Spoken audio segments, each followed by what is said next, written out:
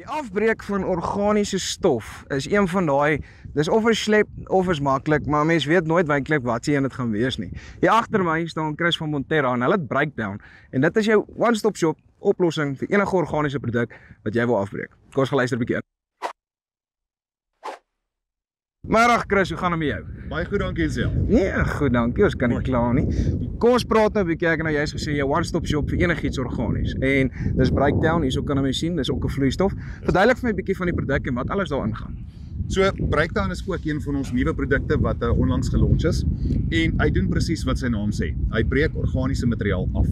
So die produk bevat 'n verskeidenheid van aerobiese en anaerobiese bakterie wat die grootste doel het om organiese materiaal af te breek en al die voedingsstowwe wat in daai materiaal is, weer beskikbaar te stel.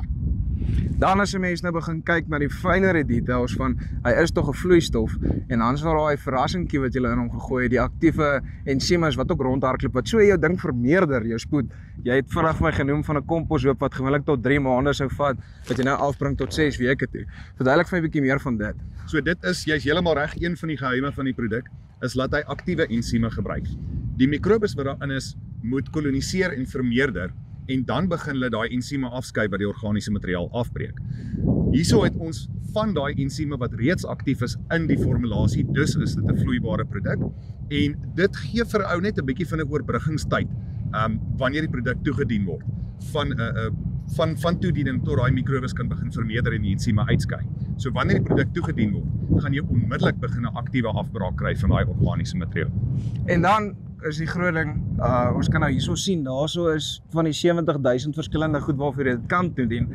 Maar kom ons praat gou 'n bietjie toediening en liters en hoe sterk moet 'n mens die ding gooi? Vertel ek my 'n bietjie meer van dit. 100. So, dis nou baie moeilik om daai vraag met een antwoord te beantwoord, want vir die verskillende gebruike van die produk is daar verskillende verhoudings of verdunningsvolumes wat hy gebruik. So, as ons praat van organiese afbraak, kan dit regtig enigiets wees. Ons kan praat van komposhoope waar plantmateriaal afgebreek word. Ons kan praat van mishoope, hetsy dit kraalmis of hoendermis is. Die produk kan gebruik word om water te behandel. Dit kan gebruik word in septic tanks en pit latrines, want daar is oral organiese materiaal wat moet afgebreek word. Voerkrale. So voerkrale is 'n baie goeie voorbeeld, waar die beeste almal op kamp staan. Daar in daai kampe of daai hokke kan hierdie produk ook op daai mis toegedien word.